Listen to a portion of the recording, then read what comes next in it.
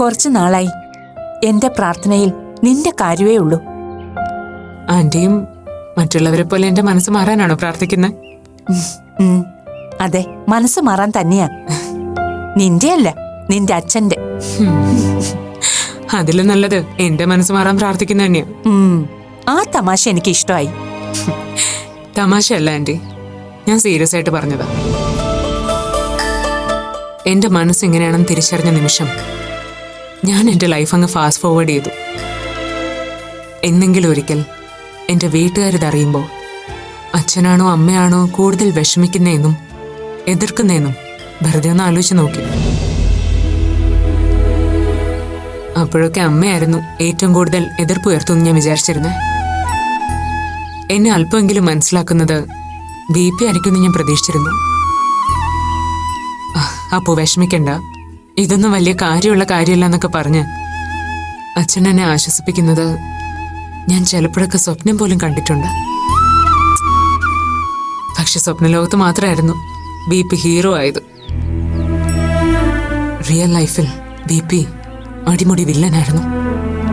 ഞാൻ പേടിച്ചിരുന്ന അമ്മ എന്നെ മനസ്സിലാക്കാനെങ്കിലും ശ്രമിച്ചു. ജീവിതം അങ്ങനെയാ അപ്പു. ഓരോ ഘട്ടത്തിലും നമ്മുടെ നായകന്മാരെയും വില്ലന്മാരെയും മാറ്റി മാറ്റി പ്രതിഷ്ഠിച്ച് നമ്മളെ അമ്പരിപ്പിച്ചുകൊണ്ടേയിരിക്കും.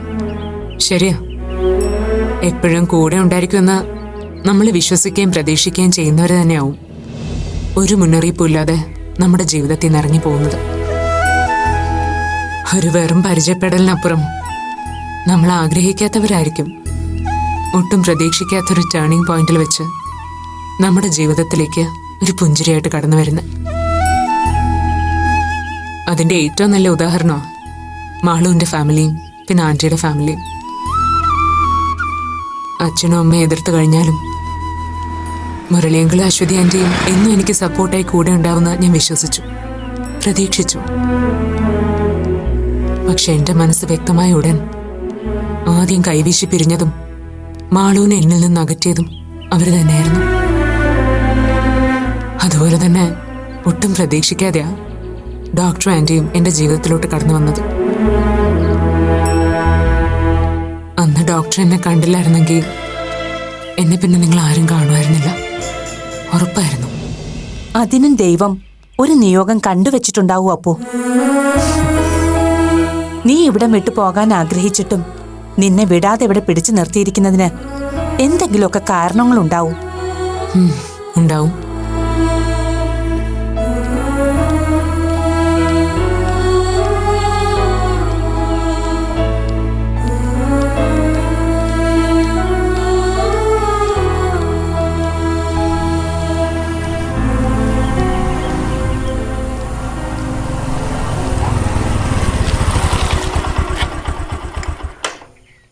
ആന്റി, ഈ രാജാജി നഗറിലേക്ക് പോകുന്ന വഴിയാതാ? അയ്യോ, എനിക്കറിയില്ലല്ലോ കുട്ടികളെ, ഞാനിവിടെ പുതിയതാ. അപ്പൂനറിയോ? ഇല്ല ആന്റി, ഈ ഡോക്ടർ പ്രവീൺ കുമാറിന്റെ ഐ ക്ലിനിക്ക് എവിടെ എന്നറിയോ? അതും അറിയില്ലല്ലോ. നിങ്ങളൊരു കാര്യം ചെയ്യേ, ദേ ആ ജംഗ്ഷനിലുള്ളവരോട് ചോദിക്കേ, അവർക്കറിയായിരിക്കും. ശരി ആന്റി, ഞങ്ങൾ ചോദിച്ചോളാം.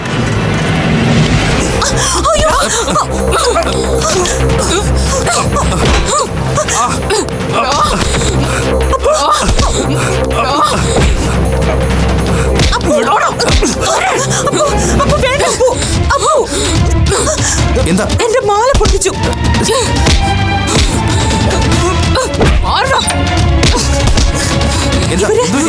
എന്റെ മാല പൊട്ടിച്ചു.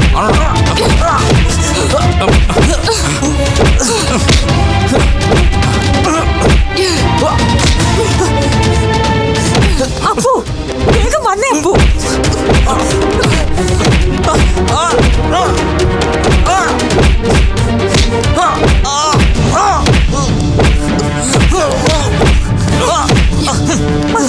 യുവമാരങ്ങനെ വെറുതെ വിടരുത്. നിനക്കൊന്നും പറ്റില്ലല്ലോ? ഇല്ല, കുഴപ്പമില്ല. താൻ കൊള്ളാടോ, ഇയാൾ മിടിക്കുക. യുവമാരെ കയ്യോടെ പോലീസ് ഏൽപ്പിക്കണം. നിങ്ങൾ പോയിക്കോ, ഇവരുടെ കാര്യം ഞങ്ങൾ നോക്കിയോളാം. പോ.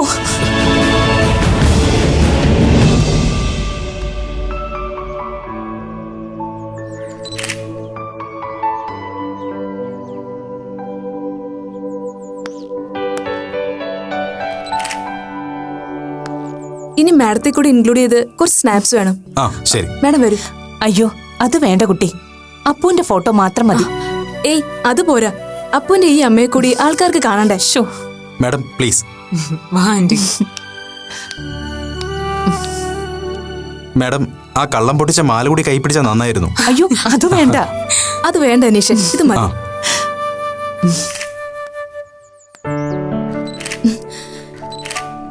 ഇനി മാഡത്തോട് 1-2 ചോദ്യം കൂടിയുണ്ടേ. ഇങ്ങനെ വീട് വിട്ടിറങ്ങിയൊന്നൊരു കുട്ടിയെ സംരക്ഷിക്കാനുണ്ടായ കാരണം എന്താണ്? അതിപ്പോ എന്നെ സംബന്ധിച്ച് അപ്പു എനിക്ക് അറിയാത്ത ഒരു കുട്ടിയല്ലല്ലോ. എനിക്ക് ഏറ്റവും വേണ്ടപ്പെട്ട ഒരു ഫാമിലിയിലെ കുട്ടിയാ. അപ്പു അങ്ങനെ വീട് വിട്ടിറങ്ങി വന്നതൊന്നുമല്ല. അച്ഛനും അമ്മയുമായി ചില അഭിപ്രായ വ്യത്യാസങ്ങൾ. അത് പറഞ്ഞു തീർത്താൽ അവര് തമ്മിലുള്ള പ്രശ്നങ്ങൾ തീരാവുന്നതേയുള്ളൂ. അപ്പു ഒരു ട്രാൻസ്ജെൻഡർ ആണെന്ന് അറിഞ്ഞിട്ട് തന്നെയാണോ മാഡവും മോനും ഈ കുട്ടിയെ ഇവിടെ സ്വീകരിക്കാൻ തയ്യാറായത്? അപ്പു എന്റെയും കൂടെ കുട്ടിയാ. അവൾ ആരായാലും എനിക്കൊരു കുഴപ്പമില്ല.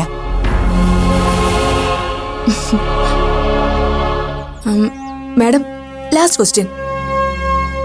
അപ്പുവിനെ ഇനി വീട്ടുകാർ ഒരിക്കലും സ്വീകരിച്ചില്ല എന്നിരിക്കട്ടെ, അപ്പോഴും മാഡത്തിന്റെ നിലപാട് ഇത് തന്നെ ആയിരിക്കും? അങ്ങനെ ഒരു അവസ്ഥ അപ്പുവിനുണ്ടായാൽ ഞാൻ അവളെ എന്റെ മരണം വരെ സംരക്ഷിക്കും. അതിലാർക്കും ഒരു സംശയവും വേണ്ട. Wow, you are a wonderful mom. ഇങ്ങനെ മനസ്സുള്ളവര് നമ്മുടെ സൊസൈറ്റിയിൽ വളരെ കുറവാണ്.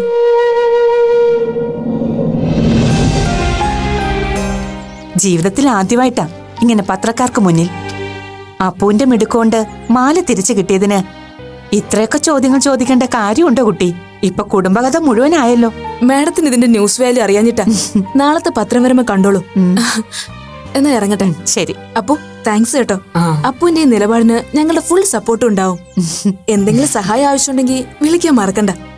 അനീഷ്, കാർഡ് ഇതാ, എന്റെ കാർഡാ. Thank you.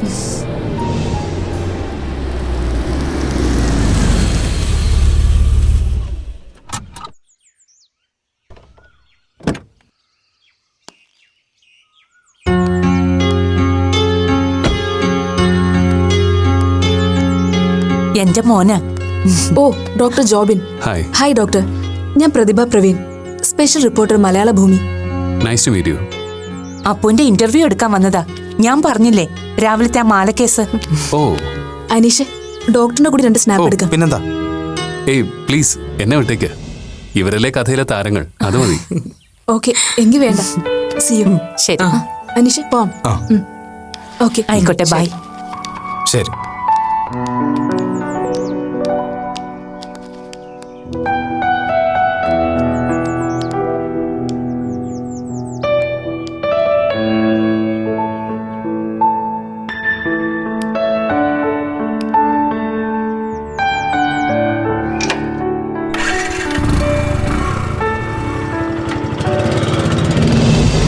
എന്റെ മാതാവേ, രാവിലത്തെ സംഭവം ആരൊക്കെയോ വീഡിയോ എടുത്ത് ഫേസ്ബുക്കിലിട്ടു.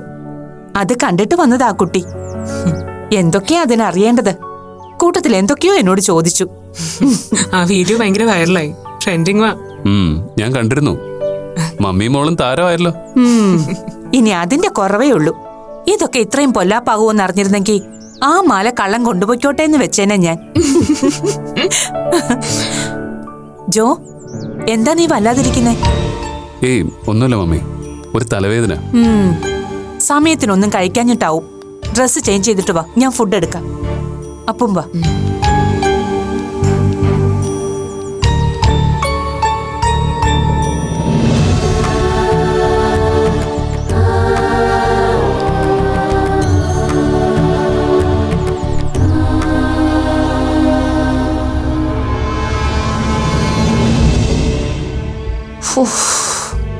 അങ്ങനെ എല്ലാവരുടെയും കണ്ണിലെ കരടായി കഴിയേണ്ട ഒരു കുട്ടിയൊന്നും അല്ല അപ്പു. സ്വന്തം വീട്ടിൽ നിന്ന് അങ്ങനെ ഒരു കുട്ടിക്ക് എതിർപ്പുകളും കുറ്റപ്പെടുത്തലും ഒക്കെ ഉണ്ടാകുന്നത് സ്വാഭാവികമാ എന്ന് കരുതി മറ്റുള്ളവരും അതിനെ വെറുക്കണമെന്നും ഒഴിവാക്കണമെന്നും ഇവരൊക്കെ ഇങ്ങനെ വാശി പിടിക്കുന്നതിന്റെ പിന്നിലെ യുക്തി എന്താണെന്ന് എത്ര ആലോചിച്ചിട്ടും എനിക്ക് മനസ്സിലാവുന്നില്ല ജോ. മറ്റുള്ളവരുടെ കാര്യം പോട്ടെ, അപ്പുവിനെ ഏറ്റവും അടുത്തറിഞ്ഞവരല്ലേ മുരളിയും അശ്വതിയും ഒക്കെ. എന്നിട്ട് അവര് പോലും ഇങ്ങനൊരു നിലപാടെടുക്കാന്ന് പറഞ്ഞ അവരങ്ങനെ ഒരു കണ്ടീഷൻ വയ്ക്കുന്നതിലും കാര്യമുണ്ട് മമ്മി. മാളു ഇവിടേക്ക് വന്ന അപ്പു ഇവിടെയുള്ളത് ഞങ്ങളുടെ സ്വകാര്യ ജീവിതത്തെ ബാധിക്കുന്ന അവരുടെ ഭയം. അവരുടെ കാഴ്ചപ്പാട് നോക്കുമ്പോൾ അതിലൊരു ന്യായമില്ലേ മമ്മി? എന്ത് ന്യായം? എന്തോ എനിക്കങ്ങനെ തോന്നുന്നില്ല. ഞാൻ അശ്വതിയെ മുരളിയെ ഒന്ന് വിളിച്ചു നോക്കിയാലോ? അതിന്റെ ആവശ്യമില്ല മമ്മി. മാളു ഇങ്ങനൊരു കാര്യം ആവശ്യപ്പെട്ട ഉടനെ നമ്മൾ അതിൽ ചാടിക്കേറി റെസ്പോണ്ട് ചെയ്യാൻ പോയാ പിന്നെ അവര് പറയുന്ന ഡിമാൻഡുകൾക്കൊക്കെ നമ്മൾ വഴങ്ങി കൊടുക്കേണ്ടി വരും.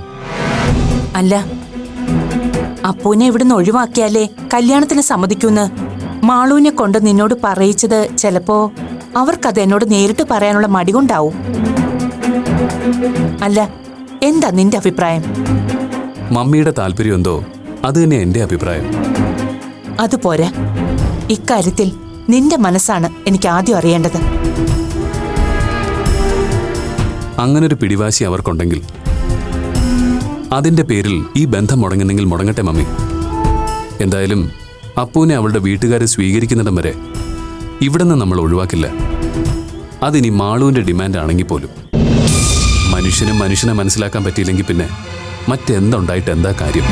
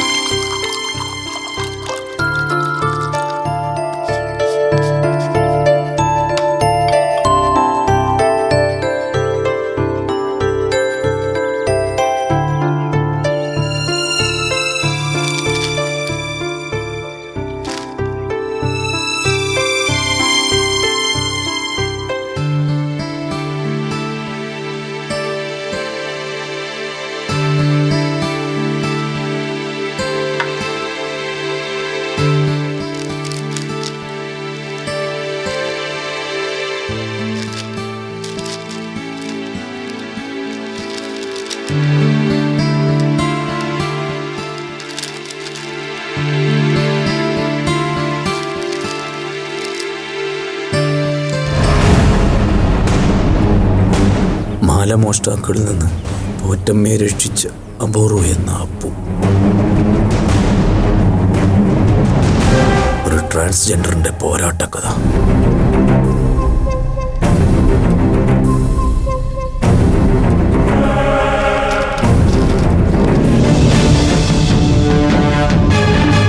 ഗീത, ഗീത, കണ്ടില്ലേ പുന്നാരമോളുടെ കഥ? ഫോട്ടോ സഹിതം പത്രത്തിൽ വന്നിരിക്കുന്നു.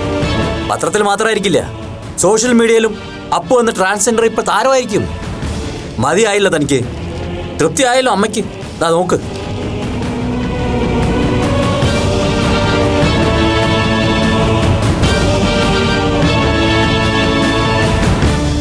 എന്താ, അത് നമ്മുടെ മോള് തന്നെയാണല്ലോ അല്ലേ? പോറ്റമ്മയെ മാലമോഷ്ടാക്കളിൽ നിന്ന് രക്ഷിച്ച വീരശൂര പരാക്രമിയായ മോളെ കണ്ട് തൃപ്തിയായല്ലോ പെറ്റമ്മയ്ക്ക്. ഇത്രയും നാൾ മൂടി വെക്കാൻ ശ്രമിച്ചതൊക്കെ ലോകത്തോട് ഉറക്കെ വിളിച്ച് പറഞ്ഞിരിക്കുക അവള്. എന്തിന്? എന്നോട് പകവീട്ടാൻ. അത് മാത്രമായിരുന്നു ഗീത അവളുടെ ഉദ്ദേശം. അതിനുവേണ്ടി ആരുടെ സഹായത്താൽ അവൾ മനഃപൂർവ്വം പടച്ചുണ്ടാക്കിയതാണ് ഈ മാലമോഷണ കഥ. അതെനിക്ക് നല്ല ഉറപ്പുണ്ട്. അതിനുവേണ്ടി ഡെയ്സി മോനും അവൾക്ക് കൂട്ടുനിന്നു. BP എന്തൊക്കെയായി പറയുന്നേ? അപ്പൊ മനഃപൂർവ്വം ഉണ്ടാക്കിയെടുത്ത കഥയാണെന്നോ? അതിന് ഡെയ്സിയും ജോബിനും അറിഞ്ഞുകൊണ്ട് കൂട്ടുനിന്നോ? നന്നായി.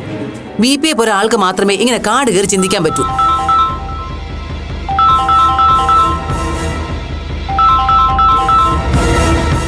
ഹലോ റോബിൻ, എന്താ വിളിച്ചത്? പത്രത്തിലോ? അല്ല റോബിൻ, അതെന്റെ മോളല്ല. Yes, I'm sure. അതെന്റെ മോളല്ല എന്ന് പറഞ്ഞില്ലേ മിസ്റ്റർ? ആ പേരിൽ എനിക്കൊരു മകൾ ഉണ്ടായിരുന്നു. കുറച്ച് നാൾ മുമ്പ് അവൾ മരിച്ചുപോയി. ഇത് മറ്റാരോ ആണ്. VP എന്താ പറഞ്ഞേ? എന്താ ഇപ്പൊ പറഞ്ഞതെന്ന്? പറഞ്ഞത് സത്യമാണ്. എനിക്കിനി അങ്ങനെ ഒരു മോളില്ല. എന്നെ അച്ഛാന്ന് വിളിച്ച അപ്പു വന്ന് അപൂർവം മരിച്ചുപോയി. അവളെ മനസ്സിൽ കുഴിച്ചു മൂടിയിട്ട് തന്നെയാ ഞാനന്ന് അവൾക്ക് വിഷം വിളമ്പിയത്. എന്തിനായിരുന്നടോ അന്ന് ആ മഹാഭാഗ്യം തട്ടിത്തെറിപ്പിച്ച് ഇല്ലാതാക്കിയത്? VP മതിയാക്ക്. ഇനി ഒരു അക്ഷരം മിണ്ടിപ്പോരുത് എന്റെ കുഞ്ഞിനെ പറ്റി. തന്റെ കുഞ്ഞോ? അപ്പൊ താൻ ആ ന്യൂസ് മുഴുവൻ വായിച്ചില്ലേ?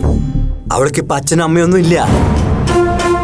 സ്വന്തം മകള് ട്രാൻസ്ജെൻഡർ ആണെന്ന് അറിഞ്ഞപ്പോ മാതാപിതാക്കൾ അവളെ വീട്ടിൽ നിന്ന് ആട്ടിപ്പായിച്ചെന്ന്. ഭാഗ്യം വിഷം കൊടുത്ത അച്ഛൻ കൊല്ലാൻ നോക്കിയ കാര്യം എഴുതി പിടിപ്പിച്ചിട്ടില്ല. അതിന് മോളോട് നന്ദി ഉണ്ടെന്നെങ്കിലും പറഞ്ഞേക്കണേ. ദേ കണ്ടില്ലേ, അറിയേണ്ടവരെല്ലാം അറിഞ്ഞു കഴിഞ്ഞിരിക്കുന്നു. വായിച്ചതും അറിഞ്ഞതെല്ലാം സത്യമാണെന്ന് അറിയാനുള്ള കൺഫർമേഷൻ വിളികളായിരിക്കും ഇനി അങ്ങോട്ടും. ഈ ഒരു ദിവസം ഞാൻ പ്രതീക്ഷിച്ചിരുന്നതാ, പക്ഷെ ഇത്ര നേരത്തെ ഉണ്ടാവുമെന്ന് വിചാരിച്ചില്ല. കഴിഞ്ഞു. VP എന്ന വിജയപ്പണിക്കരും അയാളുടെ ഫാമിലിയോട് അവസാനിച്ചിരിക്കുക.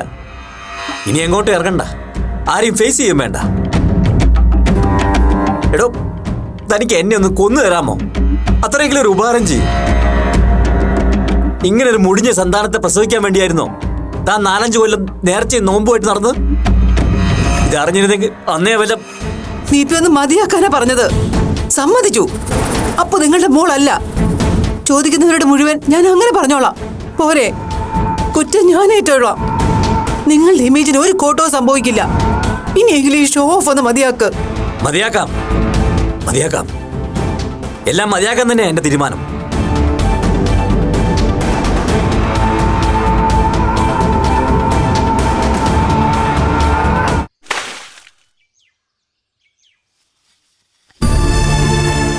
ഇങ്ങനൊരു വാർത്ത പത്രത്തിൽ വന്നത് ഗുണത്തേക്കാൾ കൂടുതൽ ദോഷമേ ചെയ്യും, പ്രത്യേകിച്ച് VPയുടെ കാര്യത്തിൽ. അത് നേരാ.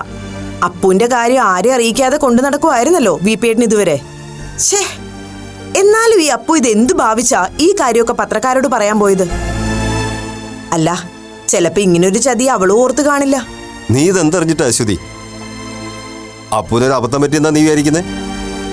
വീണ് കിട്ടിയ അവസരം അവള് ബുദ്ധിപൂർവ്വം ഉപയോഗിച്ചത് തന്നെയാ. താനൊരു പുരുഷനാണെന്ന് തൻ്റെ പ്രവൃത്തിയിലൂടെയും പ്രഖ്യാപനത്തിലൂടെയും അപ്പു വളരെ സമർത്ഥമായി സ്ഥാപിച്ചു കഴിഞ്ഞു. വാർത്ത പത്രത്തിൽ വന്ന സ്ഥിതിക്ക് VPക്ക് ഇനി അത് മറ്റുള്ളവരുടെ മുന്നിൽ നിഷേധിക്കാനും ആവില്ല. അത് ശരിയാണല്ലോ, ഞാൻ ആ വഴിക്ക് ചിന്തിച്ചില്ല. അങ്ങനെ ചിന്തിച്ച മുരളീട്ടൻ പറഞ്ഞതുപോലെ അപ്പു അത് മനഃപൂർവ്വം ചെയ്തത് തന്നെയാ. ഓ, ഇനി അതിന്റെ പേരില് VP-ഏട്ടൻ ഇനി എന്തൊക്കെയാണാവോ കാണിച്ചു കൂട്ടാൻ പോകുന്നത്? ഞാൻ അതിനെപ്പറ്റിയല്ല ഇപ്പൊ ആലോചിക്കുന്നത്. ഈ ന്യൂസ് VPയേക്കാൾ ദോഷമായിട്ട് ബാധിക്കുന്നത് നമ്മളെയാ. അപ്പു VPക്കെതിരെ പ്രയോഗിച്ചതുപോലൊരു ഒളിയമ്പ് നമുക്കെതിരെയും തൊടുത്തിട്ടുണ്ട്. അതെന്താ അങ്ങനെ തോന്നാൻ? ആ, നീ ആ വാർത്ത ശ്രദ്ധിച്ചൊന്ന് വായിച്ചു നോക്കി.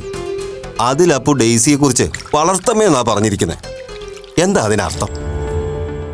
അപ്പു ഇനി ജീവിക്കാൻ പോകുന്നത് ഡെയ്സിയുടെ കൂടെയാണ്.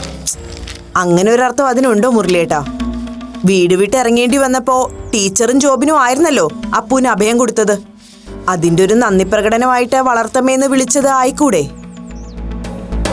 നീ ഇപ്പൊ ചിന്തിച്ചതുപോലെ തന്നെ ആയിരിക്കും ജോബിനും ഡെയ്സി ഇതേപ്പറ്റി ചിന്തിക്കുന്നത്. പക്ഷേ അപ്പു ഒരിക്കലും അങ്ങനെ ആയിരിക്കില്ല. തൻ്റെ ആഗ്രഹങ്ങൾക്കൊത്ത് ജീവിക്കാൻ പറ്റിയ ഇടമാണതെന്ന് അവള് മനസ്സിലാക്കിയിരിക്കും. ഭാവിയിലും അത് നഷ്ടമാകാതിരിക്കാൻ വേണ്ടി ബുദ്ധിപൂർവ്വം നടത്തിയൊരു നീക്കമായിട്ടാണ് ഞാനിതിനെ കാണുന്നത്. ഇനിയും ഇതെങ്ങനെ വിട്ടുകൊടുത്താൽ ശരിയാവില്ല. അപ്പുവിൻ്റെ കാര്യത്തിൽ ഉടനെ ഒരു തീരുമാനം എടുത്തേ മതിയാവുമെന്ന് ഞാൻ ജോബിനോട് പറയാൻ പോവാം. നമ്മളായിട്ടത് നേരിട്ട് ആവശ്യപ്പെടുന്നതിൽ ഒരു ഔചിത്യക്കുറവില്ലേ മുരളിയേട്ടാ? മാളു ഇതിനകം തന്നെ ജോബിനോട് ഇതേപ്പറ്റി സൂചിപ്പിച്ചിട്ടുണ്ടെന്നല്ലേ പറഞ്ഞത്? ആ സ്ഥിതിക്ക് ഇനി നമ്മളും കൂടി ഈ കാര്യം പറഞ്ഞ് അങ്ങോട്ട് ചെല്ലുന്നത് മോശമല്ലേ? എന്തു മോശം? മാളു ഇക്കാര്യം സൂചിപ്പിച്ചിട്ടും അവരുടെ ഭാഗത്തുനിന്ന് അനുകൂലമായിട്ട് നീക്കമൊന്നും ഇതുവരെ ഉണ്ടായിട്ടില്ലല്ലോ.